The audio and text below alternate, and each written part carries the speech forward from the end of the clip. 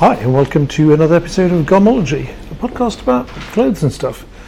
Now, today's a bit special because I'm recording live in Manchester, and I've got my guest right here.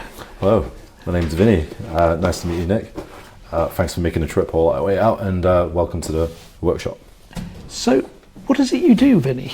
And what is your company? Okay, so my company's called SneakerPharm. I set it up in 2019. We are Manchester's first premium shoe care boutique. So that means it's basically a modern cobbler.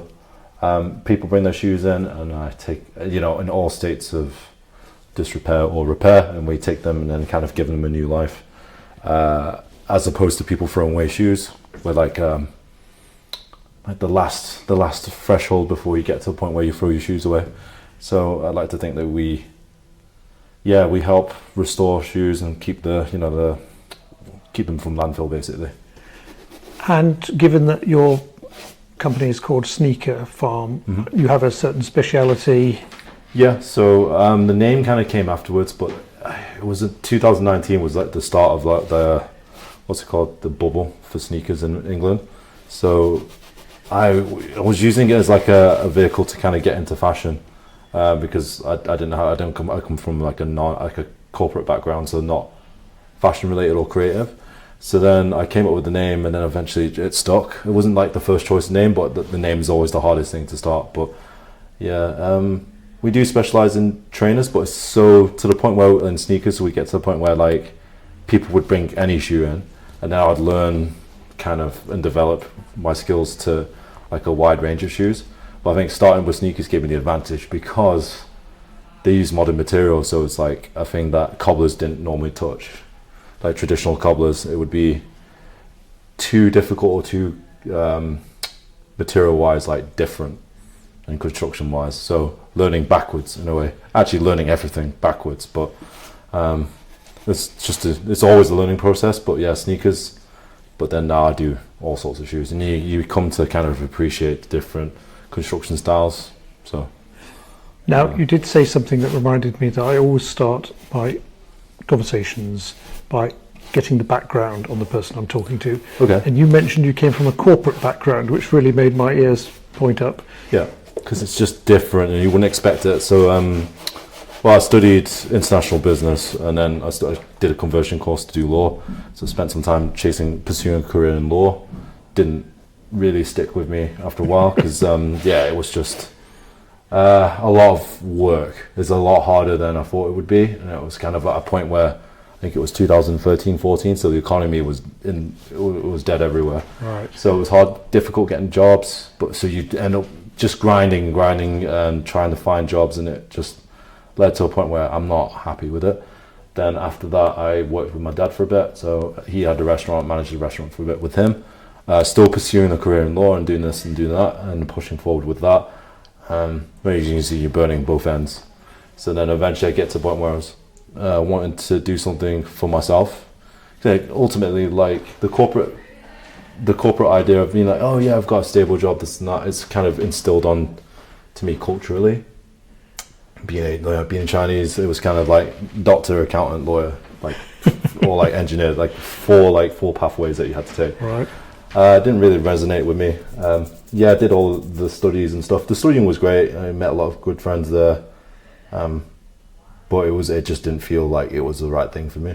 I've always been into like creating like fun stuff, like creativity. Like I'm like a big music fan and stuff like that. And fashion really gravitated towards fashion. But it was it's around 2014-15.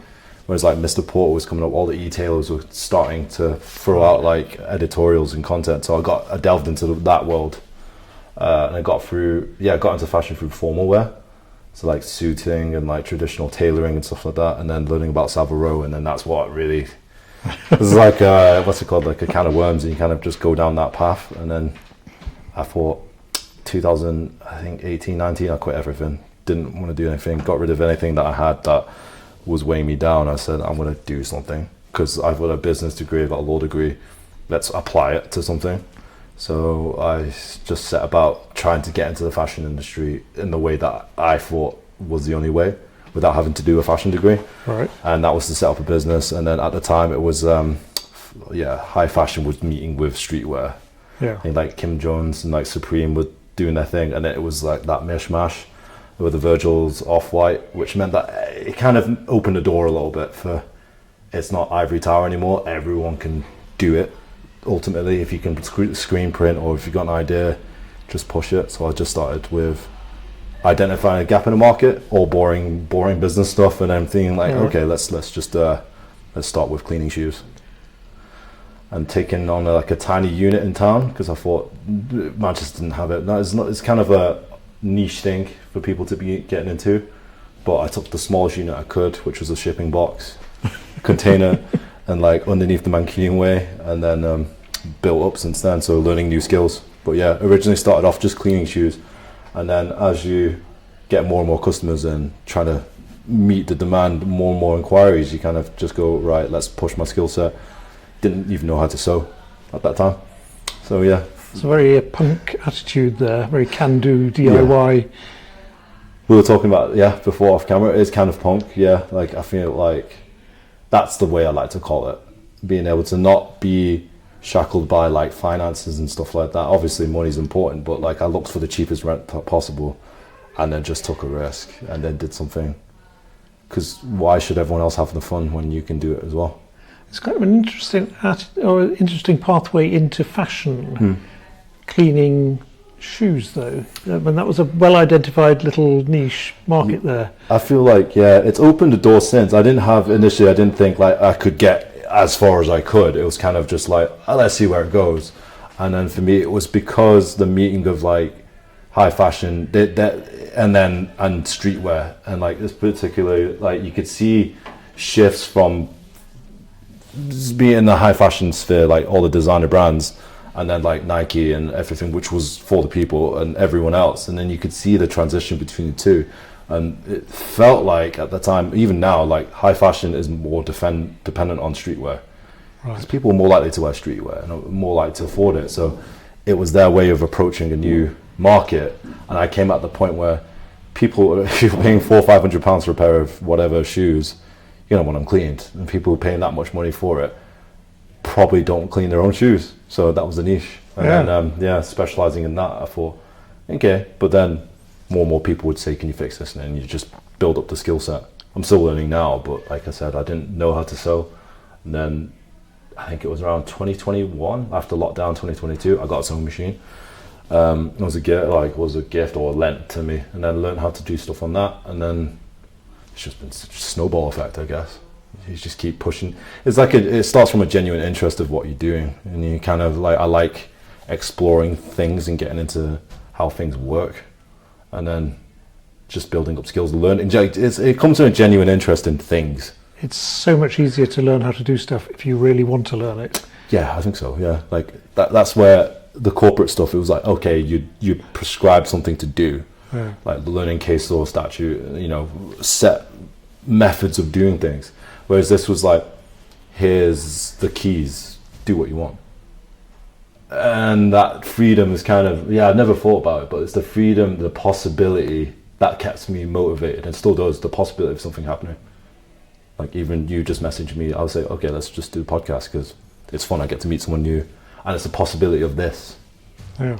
It's a possibility of something happening. It puts, for me, business is like a vehicle for that, to be able to do, I won't say anything, but like, it gets to a point where you kind of slowly work towards what you want and then think is cool. And then we're talking about technology and how social media has changed things. It's changed things in the bad, but it's also changed things in the good, because you can really explore interests now. Like the internet is great. Like as a kid, I'd be like playing guitar and then learning tabs, and that would be the thing which you go, oh, internet's great for this. And then now it's kind of like, oh, I can record an album or whatever and learn how to do things online and then things. So it's opened up the possibility of doing things and the ability to push your skill set, even if you don't have the correct background, which is kind of, that's my take on technology. It's great, but also, it's punk. Has YouTube been a great help in learning how to prepare shoes? Maybe. A lot of it's trial and error, Because like originally I would go, oh, that YouTube can tell me, but they don't tell you everything, and it's taking things apart, looking at things, how they're made, really sitting with it, making mistakes, going over again, figuring it out, understanding more than just like A, B, C, D. It's like it's not prescribed, so it's kind of like, let's figure it out. It's sort of, but I mean, traditional British Northamptonshire made shoes. Yeah. I mean, the technology there is pretty well established. Yeah. There's no real surprises there. Yeah. But when you're working with sneakers, do they follow a similar sort of, everyone does the same thing, or are they all a bit different? Yeah, so it's all, you've put it so well. So like everything starts from Northamptonshire and Northampton, where the home of shoemaking formerly, I think, originated, because everyone, like the suit came from England, didn't it? So then it's been adopted. So the formal shoes, the methods, all the machines, every machine here is not new. It's like something that's been here for like hundreds of years. Even the construction methods now, like Blake stitching. The only thing that new is probably cement, like glue, Right. which is what modern brands move towards, like sports shoes, is because they were designed for flexibility and like speed. So it's like an advancement in technology through shoemaking, but at the same time, everything stays the same. It's the same concept, same principles, which is quite fun. When you get your head out of it, you can go like this. Well, this is the same construction, so it's a Velcro, so easy. But then when you look at like an Air Max 1, same construction, same method, same principles, all applied to new materials, a new design shape for a new function. That's what pushes innovation in shoes. But there's not much innovation in shoes. Right, that's really, really interesting to hear, because sort of sneaker ads are all about the immense new technology. The more you're in it, if you boil it down to like the core principles, they're all the same. If you look at a factory that makes like this, per se, like Clark's, then you can transfer those skills over very easily to sneaker making. Just the only thing, I guess, it's marketing also. It's like the technology involved in making air units, etc. It's not. Yeah. It's their way of solving a problem where like runners had pain with no support, so they add a little cushioning to it. But then every shoe has cushioning, but it's just a way to like market in. How do we add support and stability, like cushioning without cushioning, when you just do it out of air, but it's the same principle. Yeah. But the only difference is things nowadays aren't manufactured to last that long, so it's kind of just all repaired. It's kind of just glued on, and then after that, sole wears off, because there's only a certain amount of times you can wear like Air Max 1 soles and stuff like that, because it's just EVA foam. It just breaks down, and after that you're stuck with no options, which is where I'm coming in. Let's come back to that in a bit. Yeah. Because you started up in your tiny little unit. Was it like every Monday morning people would come and drop off their Gucci sneakers after a weekend of partying? And the origins, the start was tough, because I had, like I said, I sold everything off and I only had like very little savings. So I had, I think, like £2,000 saved up, probably less. And the place was it was called Hatch, and it was like for startups specifically. So I was like, oh, cool. And then the rent was very cheap. It was like 120 quid a week. So I was like, okay, I can make a go for this for like 2 weeks. Let's see what happens, worst case scenario. So then went in, fit it out the way I want it, because I really liked kind of like design and stuff. Interior design is just the thing that like speaks to me. I go, this is cool, I like this. So I got in, paid my deposit, so it was £200 down. I was like, okay, cool. Then I had like £1,000 left. I was like, all right, let's try to make this thing happen. When something like that has never happened before, and it's so obscure and so hidden, you're taking a risk, because it's who cares about cleaning shoes? Even now it's a novel concept to people, because they kind of go, well, what's the point? I'll just buy new shoes. I suppose it depends on how many pairs you have and how much money you have. Yeah. I mean, if you've sort of saved up and bought that pair, really expensive pair. So that's what I was hoping for. I was tapping it in, because the business plan, I was planning all that stuff. I was like, surely not everyone throws away their shoes. There's a gap in the market. So I spent 2 weeks got it all set up, spent £750 on some nice shelves that Vitsu wants. I said, with the logic, if it all fails, at least I can take the shelves with me and I'll have nice shelves. That was my logic behind it. That was all my logic. And I was like, let's see how it goes. The first 2 weeks, which is where I paid the deposit for. So like after that 2 weeks, I was done. I had no money. So that I'd pack my bags and go. But then the first 2 weeks, I took £17. 17. So it's cleaning one pair of triple white Yeezys. Luckily, I was living at home at the time, and like I still live at home now, but like it's a bit different.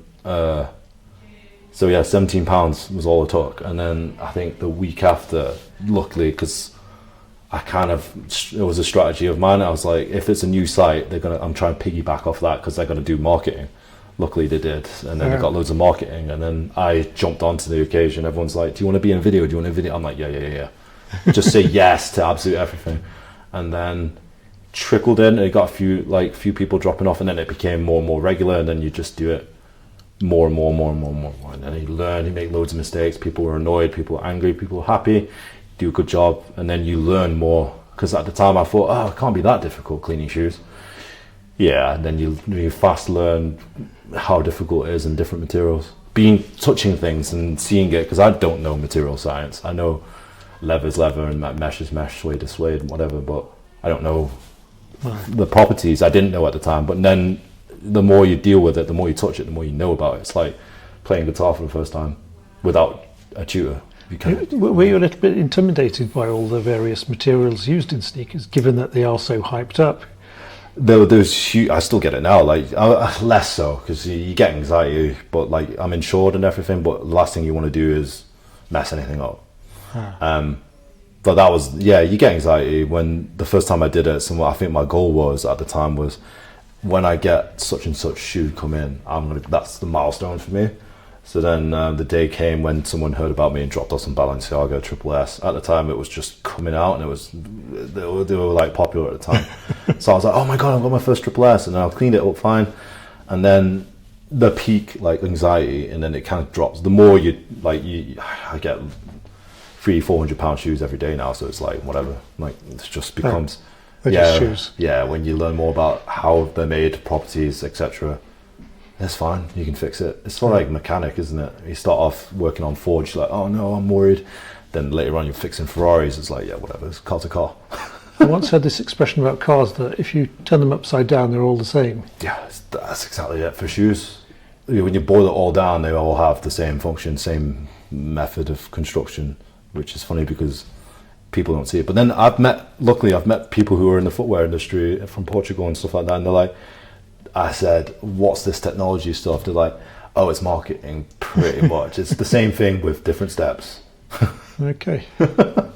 It's the same thing with different steps, but at the same time, it's like, yeah, it does. You do get like certain benefits, but being able to prove that you get energy returning properties from a spongier sole, it's probably like On Running do a lot of like studies, and I'm sure brands do a lot of studies before they can say certain things, but I don't know how much your energy returns from a boost unit. I mean, there might be a tiny amount. Oh yeah, if you're physics, physics. No, I'm just saying that there might be just enough to claim it, but not so much that you'd notice it. Or like, the things they get away with for saying lightweight energy saving is basically, so most shoes are constructed with like an insole board or like a strobel, like a piece of fabric underneath that closes the shoe. Yeah. So the upper is sealed with a strobel or a lasting board. I think Nike have released a running shoe where they don't have the strobel, it's just glued at the edges. So you're saving 0.0001 gram. Cumulative, it might help. But then they're marketing it as like, oh, that's lightweight. Okay. Yeah, it's like taking from something and altering it a little bit to get like extra gains from something. I think that's where we're at now with shoe making, like shoe technology, if you're looking at performance running. But it's fun to see, because when you basically move the cloak away out of the way, you kind of go, oh, that's what they're doing to call it that. Yeah. And it's not that impressive when you know it. Because this must have been something you discovered when you moved from just cleaning the shoes to actually, I think that came way later though. That my ability to judge something based on like what I feel is like legit and not came way later. It came when I moved into here, but at the start I was more just like, how are shoes made, and focusing on what do I need to buy to do this. And then my friend Benji Bluntshank, you should, I'll give you his details. You should speak to him as well. He like custom makes shoes, and like he's way more advanced than I am, like shoemaking wise. And he said, don't go down the rabbit hole where you think you need a certain machine to do certain things. He restored that kind of ability in me to just explore and be inquisitive and figure out how things are made, rather than being like, I need this. But then that was my journey when I was learning what shoes are about. And then eventually it moved towards like, okay, so all shoes are basically the same. This machine does this. It doesn't really matter as long as you get the job done. Like fixing wise, because places use machines that are 200-300 years old. So like it's not a thing. I've got a machine here that's quite old. But then, yeah, it's just it's like that's the thing. So it's like being able to just question things, and then later on it went from questioning what I have to buy and stuff to make things to questioning what specifically is this feature doing. Like being able to differentiate like what's this and this is quite good. It's sort of like I want to buy, like if music production wise, because this is the easiest way to do it. It's like I want to buy all these preamps and this compressor and all this stuff, outboard gear to do certain thing.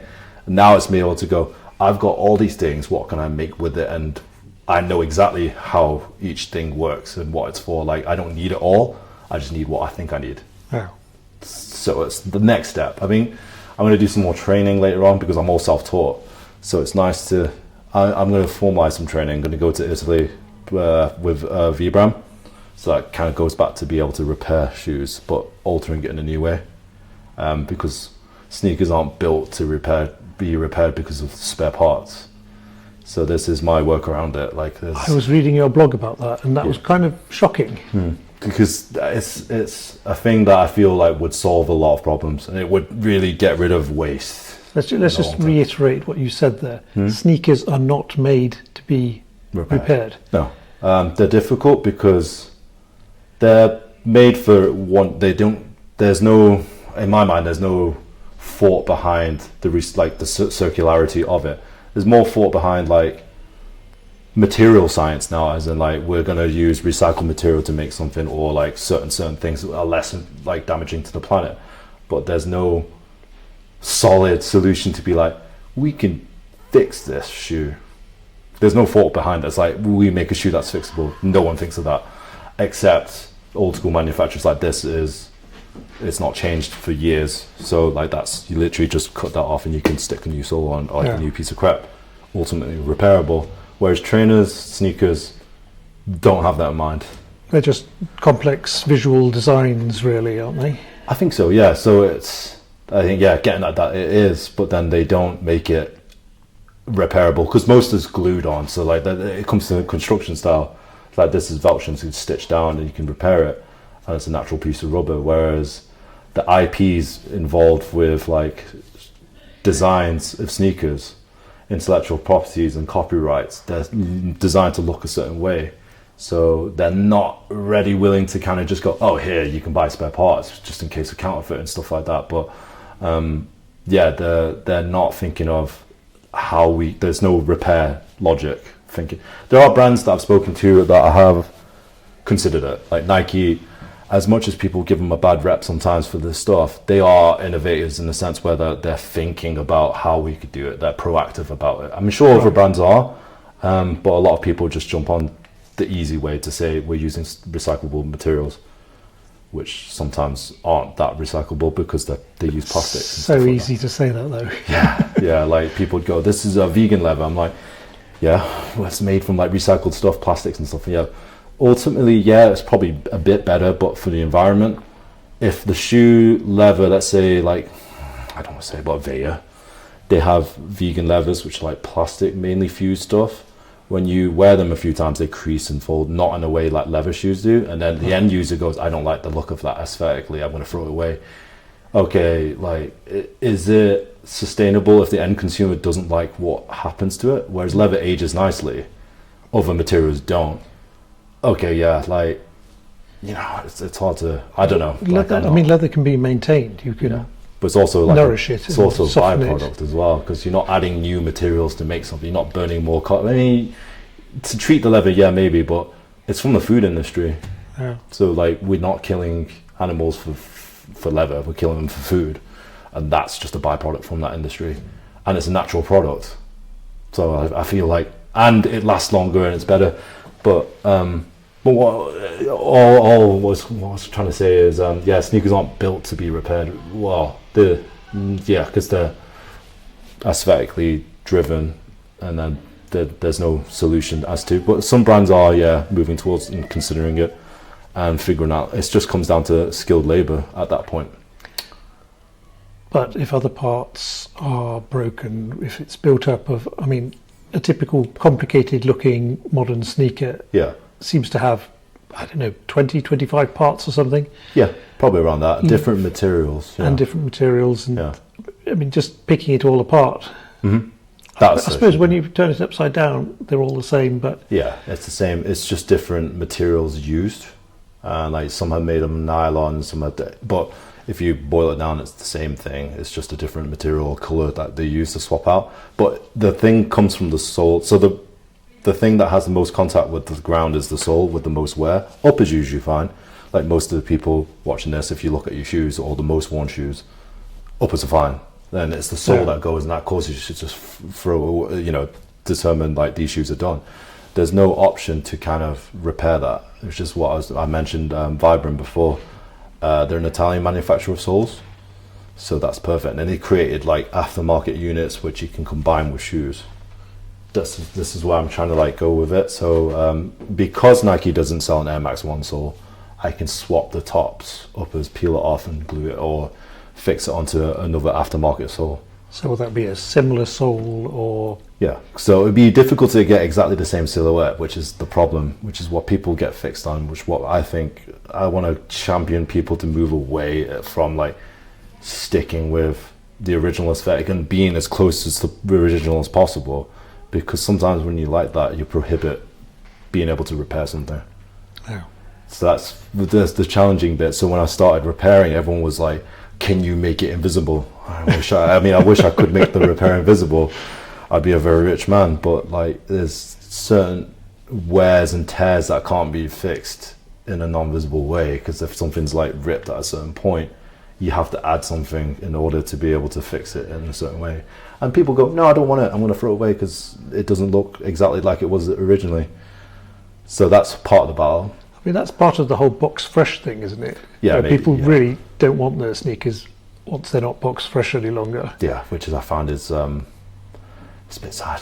Yeah, because if you apply that to, I keep going back to music, but I think like there has loads of parallels between that. Like if you had like a 1950s dead stock, like unused Fender Strat, okay, it's worth a lot of money, but it doesn't appeal to me as much as something that's been played in, like like if you had, let's say, like Kurt Cobain's guitar and it's all got like all knackered and stuff, that for me is more value in the fact that someone's used it, beat it up and loved it, and it's got a certain patina to it, than a pristine looking Strat. Yeah. In my mind, I mean, not everyone's the same, but I mean, box fresh thing, I mean, was that part of the whole hype culture where sneakers were suddenly incredibly expensive and valuable? I mean, I heard about kids back home who were using these bots to buy sneakers online because they could sort of buy them and flip them immediately. Yeah, there's a part of that. I'm guessing the resale culture did push that forward, the ability to keep something as fresh as possible so you can sell it for maximum profit. Maybe that had something to do with it. But I think because that for me, I feel like it's a 50-50 thing for me. I didn't like it. Because I was a consumer. I tried to buy stuff, but everything got bought out, which meant I had to pay ridiculous prices for some stuff that I liked, which became prohibitive, so I didn't. And then you end up losing out. It's like ticket touts. You want to go see a concert, but you can't because someone bought all the tickets to resell for more money, which makes it prohibitive, which is not fair. But then the flip side is, back to the box fresh thing, people were more likely to look after the shoes if they paid more for it, or if they felt like it was an asset. So they would put more money towards looking after it, making sure it's box fresh, so or making sure like it doesn't go to landfill because they can preserve it as long as possible. Or there was the adverse effect. There was a flip effect, like you pay more for it, it's more valuable, so you look after it more, so technically they're being more sustainable. Possibly. Yeah, like on the But side flip. It did also establish a culture where all the brands were, I mean, almost weekly putting out special versions because they knew they'd sell them out, and it was just Yeah, there's that.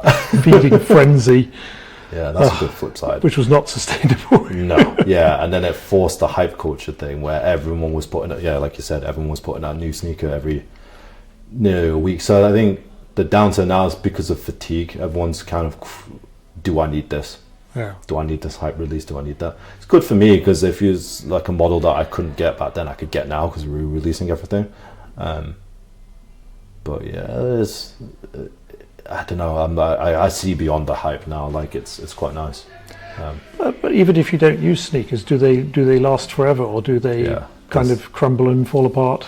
Yeah, that they crumble and fall apart. So it's so it's molecular science. I think. So like the polymers between most soles are made from EVA ethyl vinyl acetate, which is like a compound of petroleum. Like it's a byproduct of petroleum. It's not great. So that's the foam they use. They inject air into it and it gets bigger, and then they glue it together and it becomes like an outsole. Usually what you see in like sneakers like Nike and Adidas and stuff like that. Most of it is like that stuff, the foam stuff.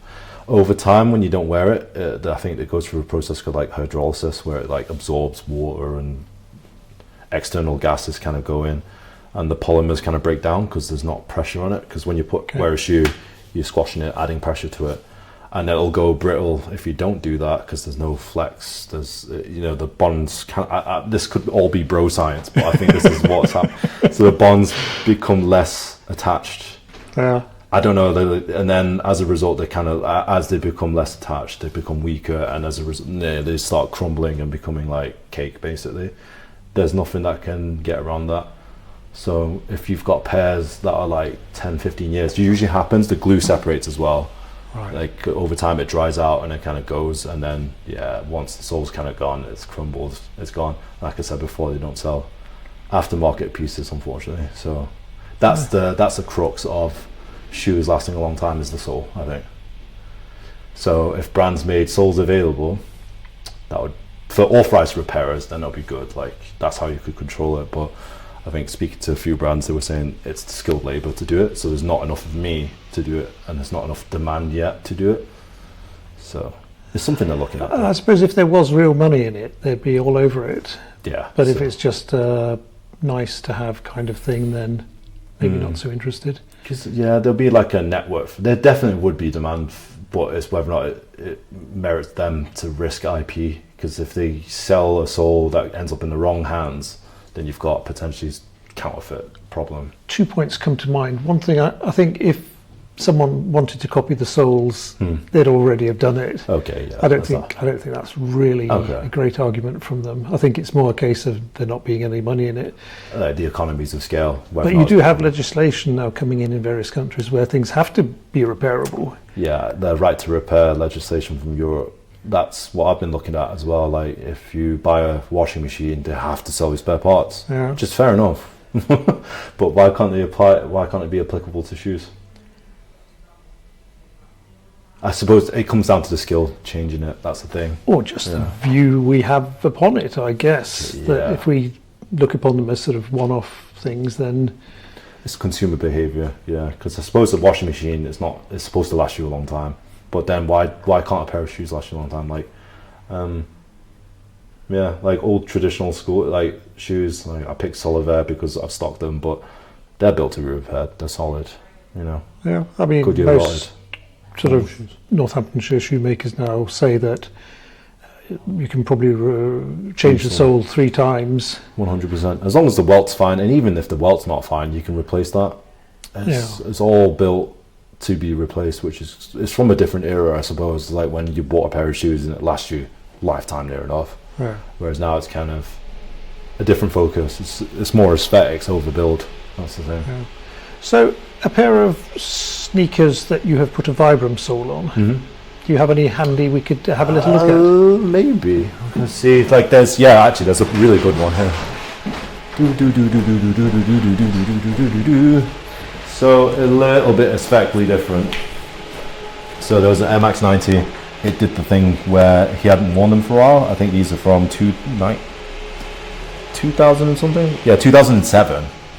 So a good while away. I mean, with those soles on there, they look incredible. You like them? Oh yeah. So this is the Vibram aftermarket sole. I think it's called I can't remember, Vertige. So they're originally built for like hiking. So they're like a mountain climbing kind of thing.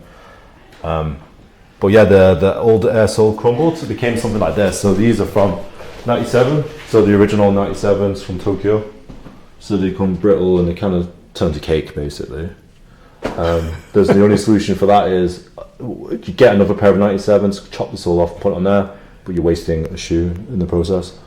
Or what we're trying to do is And also, how likely are you to find another pair that has a good sole on them if they're that old? Exactly, or like having comparable shapes, because they change last sizes and shapes as well, so stuff changes over time.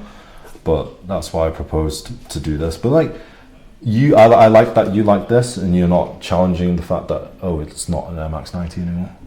You know, I wouldn't really know exactly what an Air Max 90 looks like, but I look at that and I think, wow, that's a good looking shoe. Cool. Yeah, that's the job then. And that is also very much what is fashionable right now.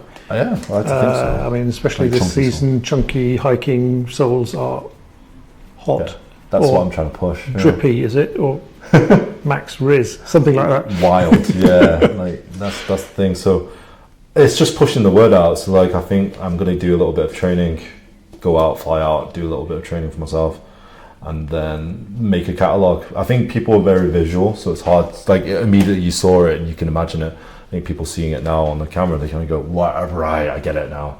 So if I'm mentioning sole swaps with aftermarket soles, people think immediately don't get it. Well, I think if you have a pair that are pretty much knackered, and then you can have them upgraded to look like that. I mean, that must be a So this guy's a collector though. So these meant quite a lot because they're like ostrich skin. They're cool. It's a great upper and they're perfect. You can see the upper's fine. Yeah. From a 2007 model, like nothing's happened to them. It's just the sole that's perished. And then, so was that a case of the sole just collapsing, or was it a case of them having been worn to pieces? I think they wore them a little bit, but then didn't. And then the process of aging happened, and they kind of just fell apart. But he was like, "You get free reign, do what you want. I do like the Vibram thing, do that." So I had to browse and find one that kind of fit, because they sell like hundreds and hundreds of different sole units. So it's finding things that match, visually appealing, that look good. Then you can swap them over. Like you can see a few examples here, like that don't exactly look the same. So like that is very cool for like New Balances. Kind of looks like a generic sneaker sole, doesn't it? Yeah, but the technology is, you got carbon fiber shank in there, so it's a lot better than what you would get normally. Right. So that's, if you can imagine that being their sole kind of bread and butter, is to develop soles and outsoling, they're going to be the best, right? It strikes me that these Vibram soles must be very long lasting compared to a lot of the original ones. Yeah, I think so. Yeah, they're built for different purposes. So original purpose is lifestyle. This is more like mountain climbing, trail running, anti-slip stuff, but they work in different industries as well. So they're supplying like military applications. So anything that's hardcore, in my mind, that's targeting for different industries like oil industry and all that stuff, which grip is important. I feel like if it'll translate down to like lifestyle stuff. Like if you can climb Everest, and then you can walk to the supermarket and that's my logic. I mean, that's the selling point there, isn't it? Yeah, you can survive your trip to Aldi, and then don't worry about that. Yeah, and then it's just like fun, creative ways to, like, an outlet for me. So like, and this project went a bit crazy, was to take football boots and again change it a little bit and adapt, get rid of the stud plate, and then adapt them for lifestyle. So then you just put another like the Vibram hiking sole. I think this is the sole that went to Everest, or K2. That does look like a very, very classic one. I have a pair of reglueing ice cutters that have the same sort of sole, and I've used them for 10 winters now. Nice. And the sole still looks almost unworn. Yeah, and that's coming from Norway as well. And they're also extremely good on the snow and ice. Yeah, that's what I'm saying. So I feel like more and more people need to get out of the aesthetics and move towards the logic that I don't need to buy a new pair of shoes because I can adapt it or change it. Yeah. Or admit that you will have some visual differences to something in order to repair it. Like, I mean, it's a different concept, but like if you had a 911 Porsche, you're not going to throw the car away because the exhaust is gone. You replace the exhaust. Okay, it's not yeah, but Porsche sell aftermarket parts, but you're still not going to say no to an aftermarket exhaust by a different company, which may be better than the original. So applying that logic to shoes, who's to say you can't put a Vibram sole on an original shoe if it increases the performance? It's kind of an interesting comparison, because you do have the cars you'd like to take care of, and you also have the cars that you don't see anymore because no one really cared about them when they were new. Yeah, that's the unfortunate thing. But I speak to people in the footwear industry, and they're saying it's very much like the automotive industry is the dream where they need to get to.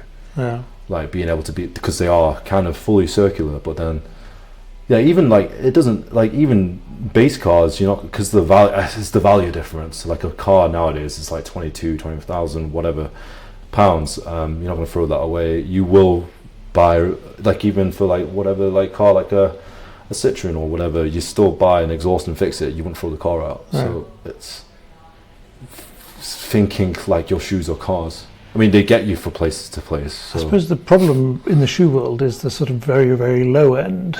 It's one thing that several £100 sneakers, which have a sort of meaning to someone, but once you're paying, say, a tenner for a pair at Primark. That's the thing, yeah. The fast fashion has caused it to, the expectations of customers to kind of buy shoes. It's changed consumer behavior because people challenge. Even now, they kind of go, why am I paying £200 for Nikes when I can get some? Now, we had a little break there for technical purposes, but we're back now, and I think we were talking about consumer behavior, and in fact, it would be the ability to repair things. It comes down to like challenging what's the status quo and what's like already out there. So I think the power for sustainability and everything else ultimately lies with the consumer. Like, it's one thing the brands being able to be like, oh, this, but I think the choice ultimately comes down to the consumer. So, but brands helping that narrative would be the future as well, I hope. But yeah, for the time being, it's kind of very much just questioning stuff, just questioning your ability to, let's say, like, oh, why can't I do this, or why can't I do this specific thing? But people just, they take it as a given. Oh, my shoes are broken, okay, I'll just buy a new one. But why? I think a lot of people do understand that things aren't good, and the fact that we're sending our clothes off to really, really exotic, weird places so that they can be accumulated there is a massive problem. But then I think it's also, it doesn't really concern each of us. Okay, yeah, I get what you mean. Yeah, there's no direct implications of, I'm going to put this in a bag and then some mailman's going to, well, not the mailman, the man's going to come collect it, and it's not my problem anymore. Yeah. And also, I mean, I can order stuff. I can go to Primark. I can do whatever. Yeah. But as long as most other people don't, which is sort of a convenient way of thinking. But then I think it goes for a lot of things. Yeah. It's a slippery path when you start thinking like, oh, it's okay if I do it, because as long as someone else doesn't do it, it's fine. But, but yeah.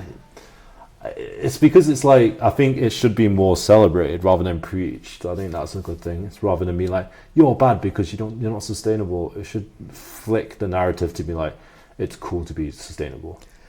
I think the young people now are doing a lot better, and it has become cool to repair things, and it has become cool to buy second hand. That's good. I just shared on Instagram before I started recording this a research study that showed that the people most likely to buy a lot of vintage and second-hand clothes, unfortunately, also buy a lot of new clothes. Okay, yeah. So it's like illusions are just shattering everywhere. Yeah, like offsetting. I think you're right, because having like worked with universities and being in universities, speaking to people, it's nice to see new designers have it. They don't really make a song and dance about being sustainable. They kind of just go, we're doing dead stock fabrics because that's what we should do. They're not going like out of their way to be like, we're sustainable. They're just doing sustainable practices already, which is quite nice to see. And yeah, you're right. Like, I think the rise of Vinted, eBay and stuff like that, Depop, has actually made people question, why do I need it brand new? So that's good. More increasingly, yeah, I think so. You do still hear of people saying, it's been worn before. The stigma behind it, yeah. I get it here as well. Like some people go, oh, why would you buy second hand? Each to their own, but that's good to see that there is change. The consumer's slowly changing, but there's still, I guess it's just my job to communicate, look, it's not end of life. I can do this. Yeah. So I need to work harder to be able to be like, this is what we can do as an option. And then, that's ultimately why I'm doing the training as well. So I'm going to plan to go to Italy and then learn more in-depth knowledge on how to, reglue, refix, and the process involved behind that. I mean, I've got the general understanding, but I want to refine it. But it's my job then, to kind of create. My goal was to create a catalog to be like, this sole works with this model, this works with this. But you can imagine going through every single style and design just under one brand will be difficult. But I feel that's the only way to do it. Be visual. I noticed Flower Mountain, as an example, use Vibram soles, Vibram labelled soles. Do you think those soles might be available from Vibram for repairers? Maybe not. It's to be what's it called, IP, I guess. They manufacture specific soles for specific brands, and I kind of limit it, which I understand, because if I'm Flower Mountain, I don't want everyone copying the soles that I've got, which happens a lot with a lot of Portuguese brands or Portuguese manufactured brands. You'll see it now that I mentioned it. There's brands that make shoes who aren't traditional shoe brands, like fashion brands, start making shoes in factories like in Portugal. They'll be off a block, so you'll see soles that look like another brand's shoe because they can't give exclusivity. So I guess that's you'll see it now. Like when someone says we're made in Portugal, you'll go, oh, even the design's kind of same, because most of them work off a block and they just change like a bit of branding and a little bit of colouring to kind of push it forward. But I suppose that means they weren't really committed to making shoes, but they did need some blue sneakers this season. So it's like a fashion brand that moves into sneakers because they see it as like a gap in them. Oh, everyone's doing it, so they're doing it. Like there's a few brands that come to mind that you will go, oh, wait a minute, that is the same shoe with that, just a different branding on it. Yeah, but then that's where the exclusivity comes, because it doesn't mean you have to get exactly the same. You can get something similar that fits the bill, which is fine. Or like, if they made it available, that'd be good. That's the thing. But I just don't think they have like ones or twos available. They're buying like stocks of like 10,000, I guess, and then mass produce it. And then that's the only way to get it, really. But yeah, of course that also influences the cost and money aspect of it. Yeah, because then if I'm they're not cheap soles, so if I buy them cheap, well, through my thing, they're not cheap. So then I have to pass that on to the consumer. So the cost, the economies behind it kind of go, well, I'm going to pay 150 or 160 odd to go repair this old shoe, but I can buy a new pair. So I'm competing with the newness, again, the box fresh thing. But it's not even the original design. Like, I wanted the original.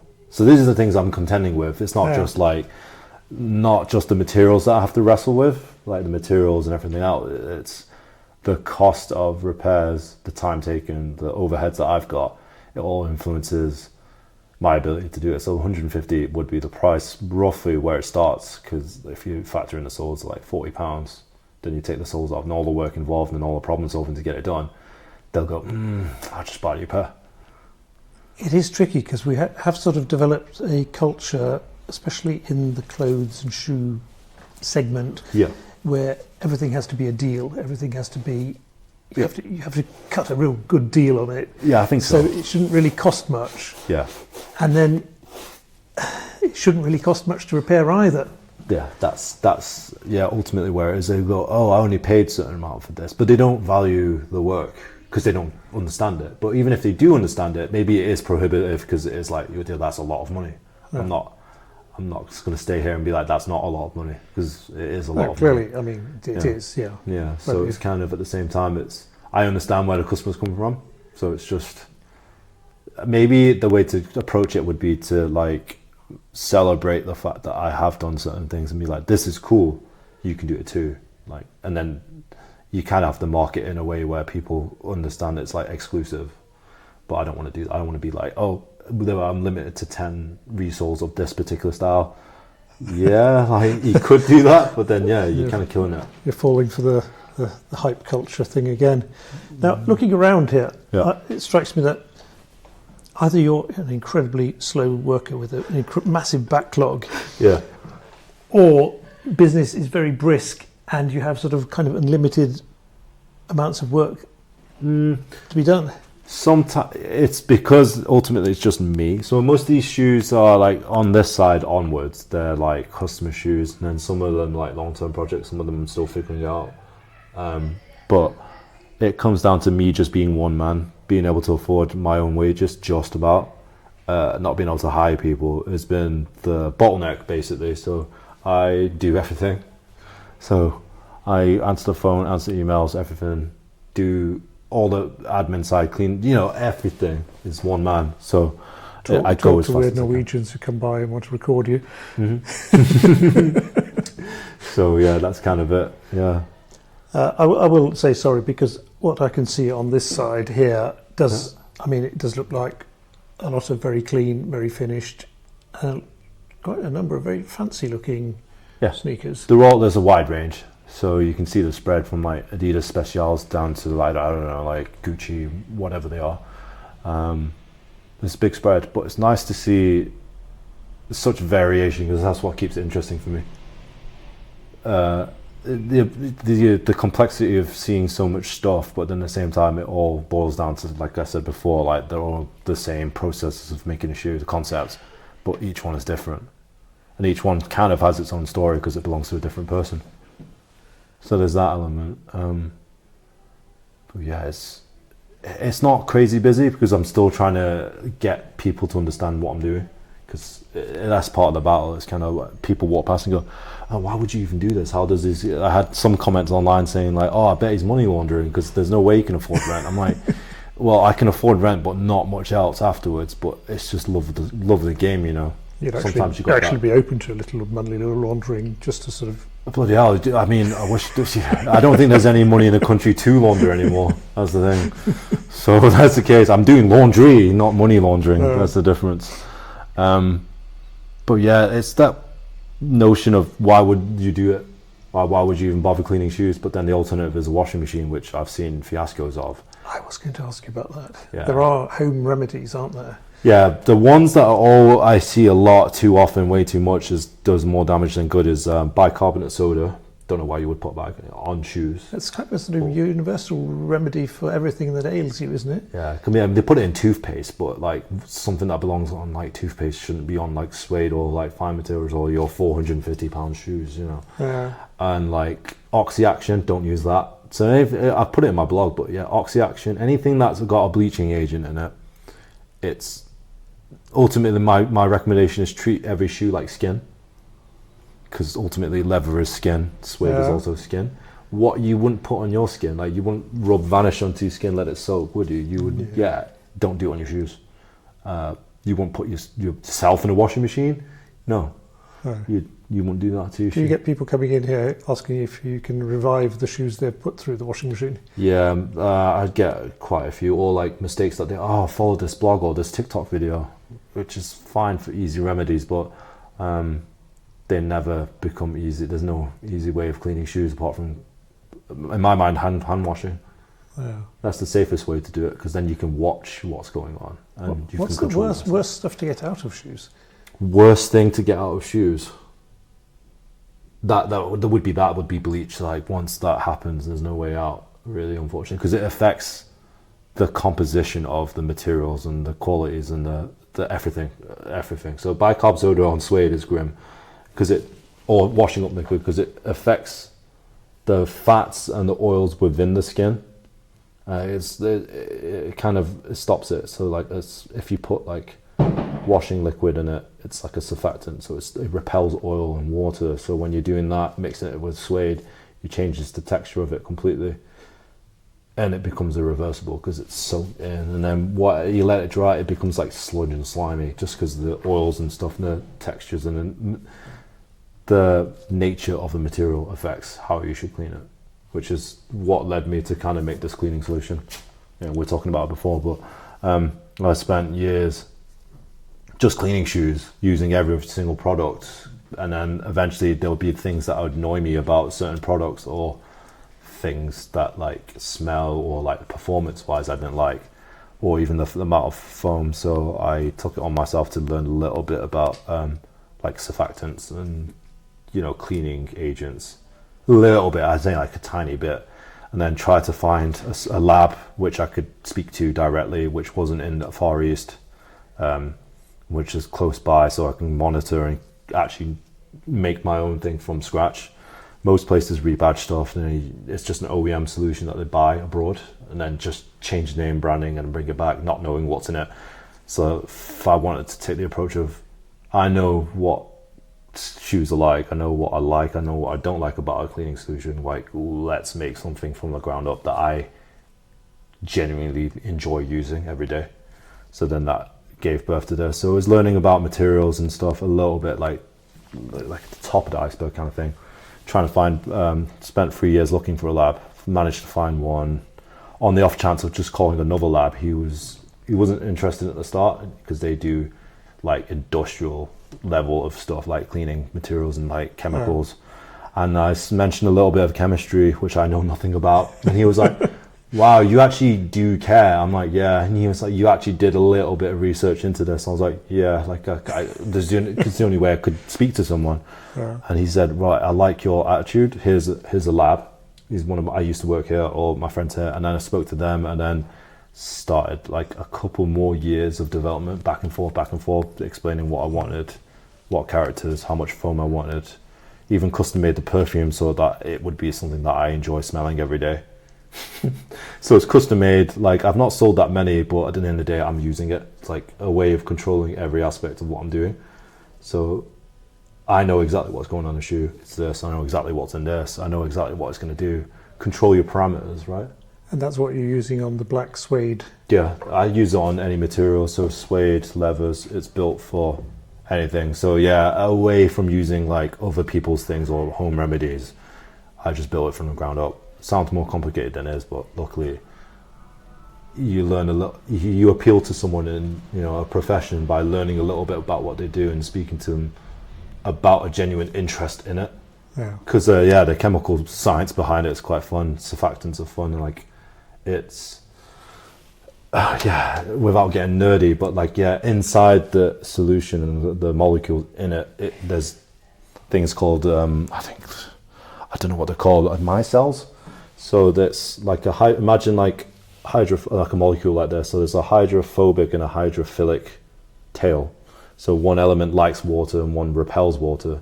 So the element that repels water will gravitate towards stains. Like it'll bind to stains because it's attracted to non like water kind of molecule. So let's say it's got a huge stain here. It's like oil.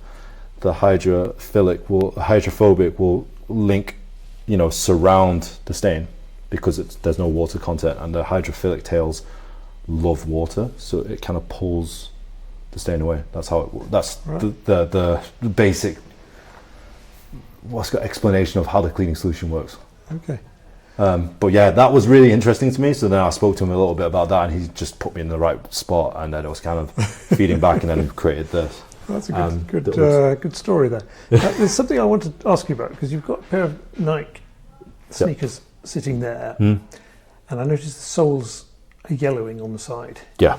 Now that's also a problem on the typical reglueing boots, where you have the white Vibram Christie soles. Yeah. Where they look excellent as long as the soles are crisp and white. Yeah. But then they get dirty. Yeah.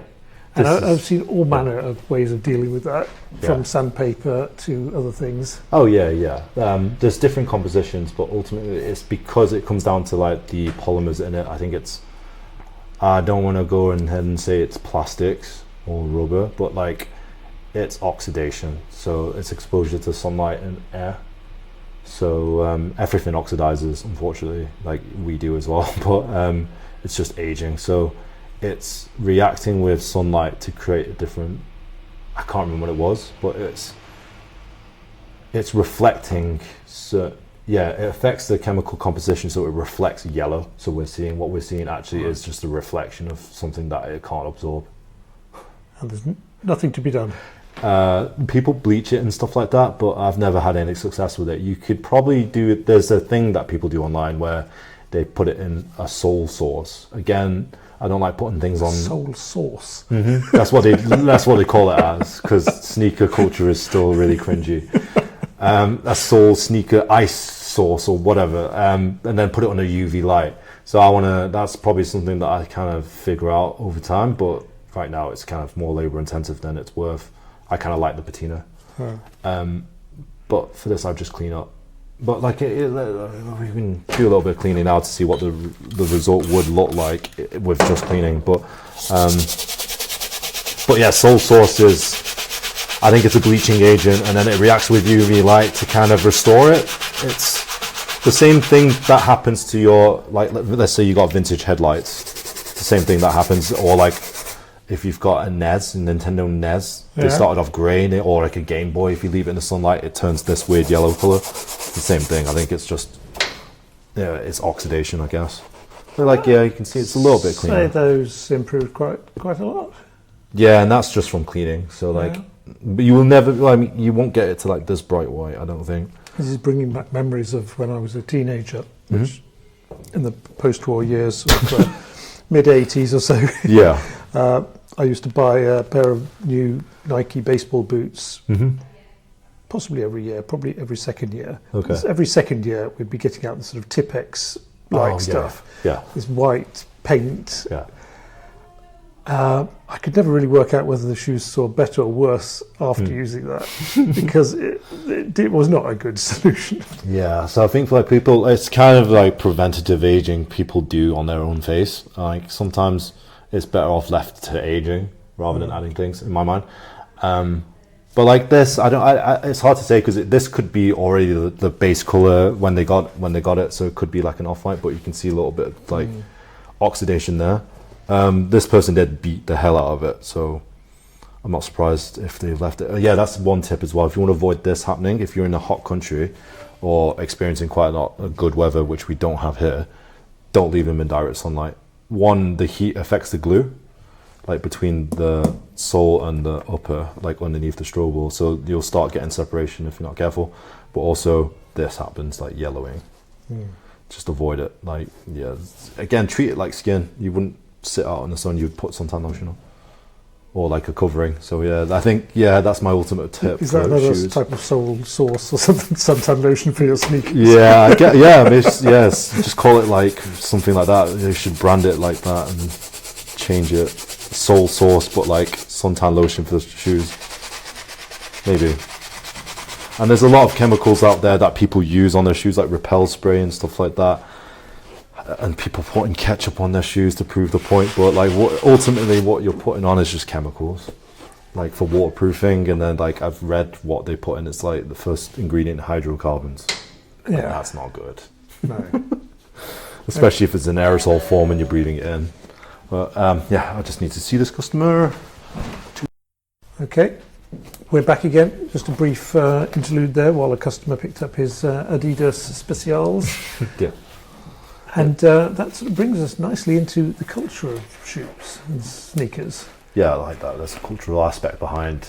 I like to think of things as like semiotics. So like certain things symbolize certain things. Like possessions and items symbolize certain things. We attach meanings more than what something is to things.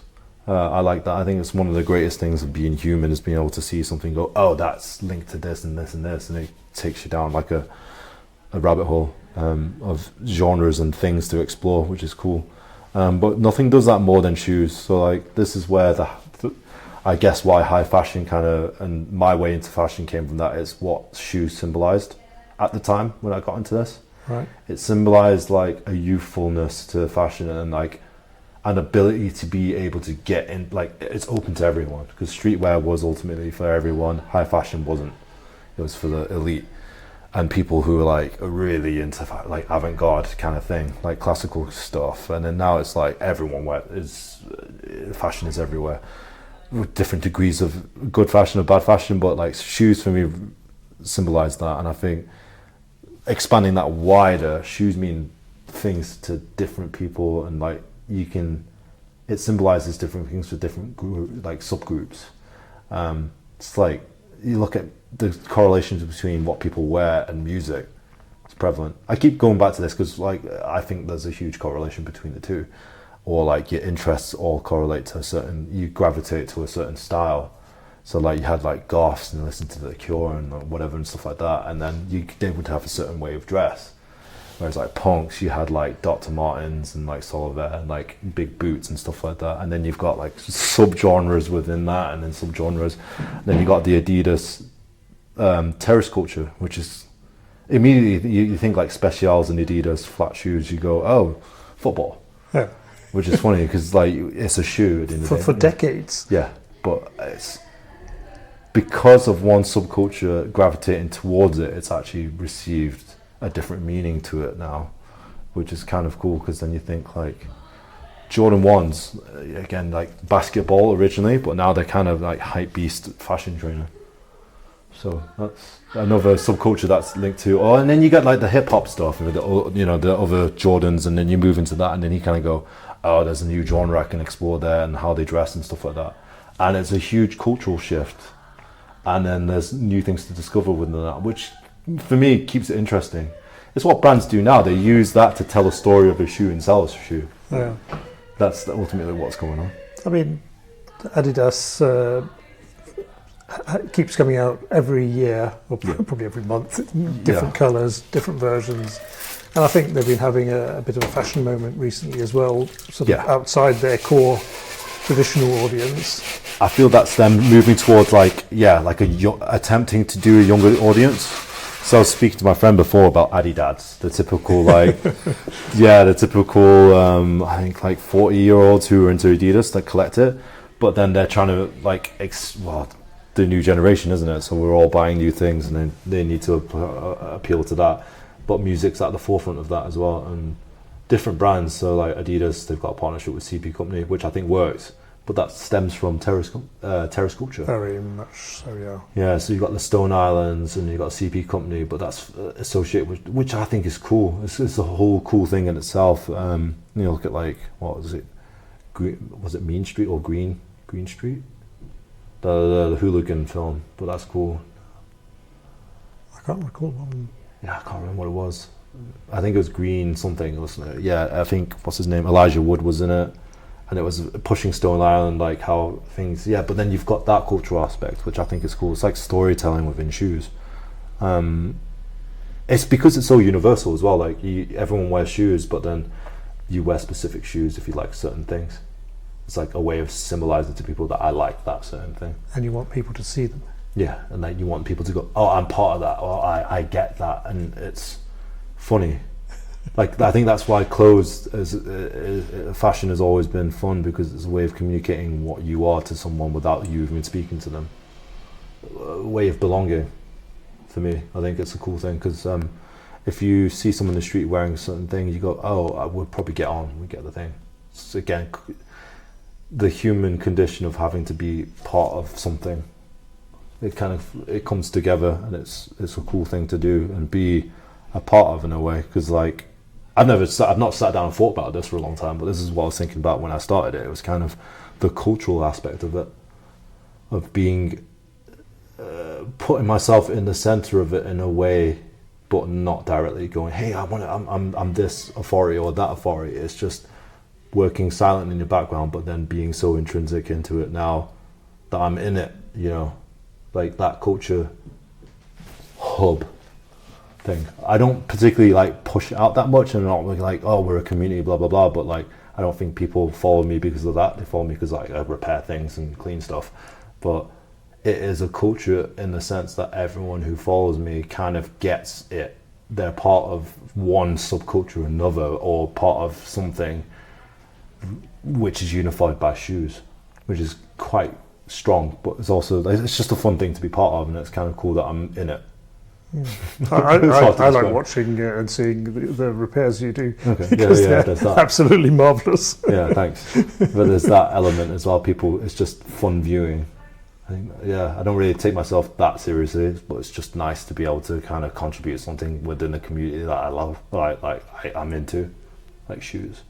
But it's not always about shoes. Like I like other things as well, but it's fun how much symbolism comes from a shoe. And then I'm trying to convince people that there's a symbolic gesture behind cleaning and restoring something that has such such meaning to people. So yeah, there's that element. I don't know, there's probably someone in marketing watching this going like, we need this guy. We need to sell shoes. Yeah, I don't know, I didn't think I'd be this strongly like about something, but I suppose if you do something every single day, then yeah, it becomes kind of something that you love. You have to love what you're doing to do it every day. Interesting what you said about doing something meaningful, because I mean that is where you find joy in work, I guess. I think I've not really boiled it down to think that I like processes and I like fun gadgets. I think that's what keeps me going like ooh, and then also learning stuff. But there's that, maybe there is that value to be like, I'm doing something positive. I don't think of it immediately. I'm just thinking like, it becomes a challenge for me. It's like a certain problem indicates itself to me, then I'm like, okay, you're challenging me now, so I need to think of my way to wrestle and kind of figure out how to fix this thing. And then the enjoyment comes from being able to solve that problem in a way that most people wouldn't do it. It's problem solving, and overcoming problems. But sorry, another customer came in and we had to take a break, so we're just continuing now. One thing I noticed, Vinnie, is that you've sort of expanded your range a bit of late. Brought in Soliver, an interesting all-British traditional brand. Yeah. What's the thinking? The thinking so it goes back to the beginning. So like I said, I wanted to get into like high-end, get the fashion industry, but more particularly when I was a kid, I was like 18, 19, I liked the concept of like stores and like the experience that you get when you visit a store and like their world, and it's like world building and kind of that thing. I'm really into, like, you can kind of guess that I'm really into getting into things. Like, this thing, this subculture, this culture, this feeling, this aesthetic, this vibe, like I totally recognise the nerdiness of this. Exactly. What kids say, that's aesthetic nowadays, that kind of thing. So it's been always my dream, like, idea to kind of get a store. I built, it sounds cliche, but everything that Virgil said was like, I built this all for the 17-year-old version of me, kind of rings true for me. Subconsciously, I've been doing that. So down to like what is in the store is everything that I've earned and put back in the store, down to like the custom sound system, which I built myself because I can't afford the real version of it. The shelving, the everything is all coming down to stuff that I've liked and seen and delved into. Then ultimately I wanted to create like a retail experience as well, where I get to curate stuff that I think is worth, like what I was saying back before, when you take apart enough amount of shoes and you look at the quality of stuff that's made nowadays. I know I'm called SneakerPharm, but like that progression of learning has led me to a point where I can go, right, I know what's good, I know what's bad. I kind of know fashion, so I'm kind of going, why can't I curate things and offer things for sale? That's always been the plan. In a way, is to offer what I think is like curate something is cool, but I didn't want to go down the resale route, because resellers are ultimately hiking a price up of something that costs something and then ripping someone off. Sorry, resellers watching this, but I get like the game's a game. I get that, but I couldn't do it. I can't bring myself to do that. So I thought, right, let's do traditional retail, which is approach a brand that I'm into and see if they supply me with a wholesale contract or a contract for me to sell, like their account to sell stuff. I never could be able to afford it, because most brands go, it's a complicated process, because they want to make sure the people selling it can sell it and sell it well. So I've always been aware of Soliver. It got to the point when you fix shoes, everyone goes, oh, Dr. Martens, blah, blah, and they keep bringing them in and keep breaking the same way. And then you look on Reddit for a split second the holy grail of information. And everyone goes, don't bother, just go to Soliver. So I knew of Northamptonshire and that area of footwear manufacturing, like through my learning, like my adventures of learning how shoes are made. You quickly realise that England was the heart of shoemaking there, which is that area. And then Soliver was one of the brands that has been there for hundreds of years. NPS. At least 100 odd years. Yeah, exactly. Yeah, hundreds of years. It's still the same original factory. Yeah, and that for me is really important to preserve because, and I feel like it comes so obvious I'm a nerd.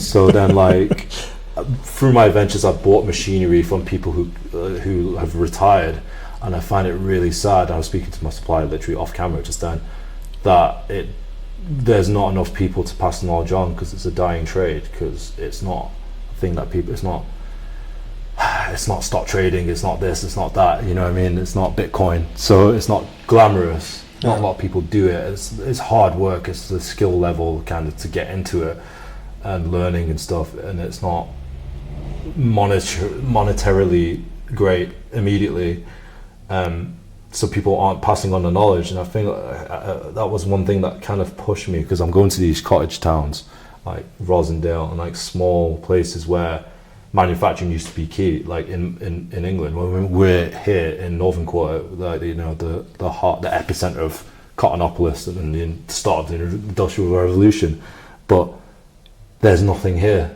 like related to that heritage and that kind of industry. Like this is where the cotton mills were, and this is where like a lot of the trade came from, and there's nothing there. The reason why my landlord let me get into this space was because I was in that trade, because they were originally clothing distributors, wholesalers. They loved the industry as well, so it's kind of, they were like saying it's poetic that you're kind of in the thing and pushing it. So I feel like strongly, like I was saying, I was buying old equipment from cobblers, and it's sad to see that the industry is not there anymore. It's dying because globalization happened and you can get cheaper labor elsewhere. Yeah. So it's so nice to see a company that's still, like you said, within the same factory, the same machines even that they've been using for 100 years to make the same shoes that they were back in the day properly. No cutting corners immediately, the way, you know, there's loads of different ways they could make the shoe, but they made it in the same way with the Goodyear welt, hand stitched on actual real levers. There's nothing, I'm not selling it because I'm stocking it, like I'm not bigging it up, but there's someone that sticks by with what they've done, and they've done it for years, and they've done it properly for years. They could sell out like all the other companies that they, you know, that have been come and gone, but they didn't. They just made sure that they've pushed. I mean, the whole thing, the company, the NPS stands for Northamptonshire I think it's Preservation Society. Yeah. Productive Society. Yeah. Kind of a bit of a socialist that was idea when it started. It's kind of the same thing. They kind of established that to be like, here, this is, we're preserving this town.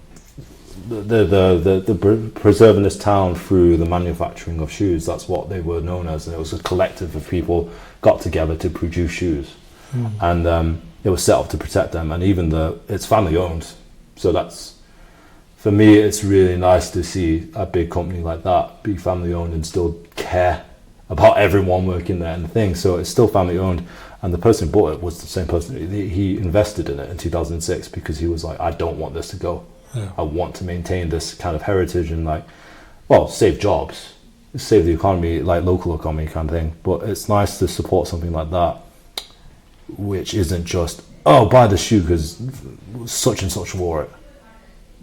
Yeah. It's no frills. I like that, and I don't know if it comes across like I don't really care for trends. I kind of like what I like for the reasons, nerdy reasons. And then Soliver is kind of one of those brands where if you know, and you go, oh right, I get it. You don't need to question it, because I've sold a few pairs and they come in and they go, oh, I know exactly what this is. I know what Goodyear welting is, and it's like half the work is done for me. Yeah. It's strange because I think Soliver had done really well after Doc Martens went really bad. Yeah. which has become kind of common knowledge, but no one really seems to care. I mean, there's even been articles in the Guardian about how bad Doc Martens is still. In comparison, yeah. But they selling shoes like crazy. I mean, Doc Martens HQ is just literally round the corner from the Solivare factory. Yeah. Which is pretty ironic. Because they were one of the original licensees that made the product, so they were making Doc Martens in England because of this new technology. Doctor, the two owners, air sole. Yeah, the air cushion sole, and then they were one of the licensees to build uppers for it and then build the shoe with it. They were entrusted with it, and that was made in England. But and then they outsourced it to Far East, or they sold the company or whatever, and then private equity came in and they make the money where whoever will make them cheapest now. So they feel like they didn't want it. Yeah, so that's unfortunately how it is. And NPS parted ways with them, and then they carried on doing what they wanted to do. But they're a family company, so they was looking at. I was speaking to them about like the pricing. I said, "This is very affordable. It sits in line with what I feel is the current economic climate." A very, very, very value-driven, kind of a very good product for the price. Very good. Like, it's insane how good it is. Just from the construction style and the levers used, and the sustainability approach, because they're thinking about all the elements of it. And even before they even allowed me to do it, they had to look into what I was doing, and they liked what I was doing, and they had to pass it through the owner and be like, is he good enough? Like, is he in line? They're not just looking for sales. They don't care about the sales. It's about people that they're genuinely passionate about what they do and push it. I think that's the good thing about it. They don't care about like selling thousands because they only make a certain amount. Which, for me, is like if you're building thousands and thousands, there's tolerances involved. And you don't really. There's like probably about 10% can go to waste and. Some aren't great, some aren't whatever. The quality controls here are a bit different because it's such a smaller batch. Everything's built. I think it's built in, like you said, like a traditional line. So they start with one product and then build around this line as many units as they need to, and then stop that production and move on to the next model. So it's not like they have thousands on the go. It's literally one process all the way to the end. And everyone there has been working for the company for years. So it's kind of... If it's a feedback loop, isn't it? You treat your staff and you treat your brand with integrity and care, product's going to have the same thing, and then it's going to trickle down to your customers as well. They're also really friendly and nice people. I need to. Have you been to the factory? I want to go to a factory visit. So it's really interesting to see how things are made. So I want to do it and I want to put it on a blog. But for them, that's the reason why I stocked them. It's not a sneaker. But they're one of the brands that actually turned around to me and said, like, look, we're going to give you a chance to tell a story. Whereas most brands don't. So I'm grateful for that. And it's not. And I'm happy because it's the first brand that I've got to push and sell because I believe in the brand and the product. Also fits right into your semiotics. Oh, yeah, showing out the punk DIY ethos. Yeah. It's like a middle finger to the big companies that want to sell stuff. I don't think about it this way, but like, the big big box shoe sellers, like buy your new kicks, but every season. I'm kind of like, don't buy new kicks. Why? Like, obviously you treat yourself now and again, but question why you're buying it. Are you buying it because you really need them, or you kind of think it's kind of cool, or like, there's a little bit of thread loose and they look a bit tired. I'm not going to wear them. Think twice about that.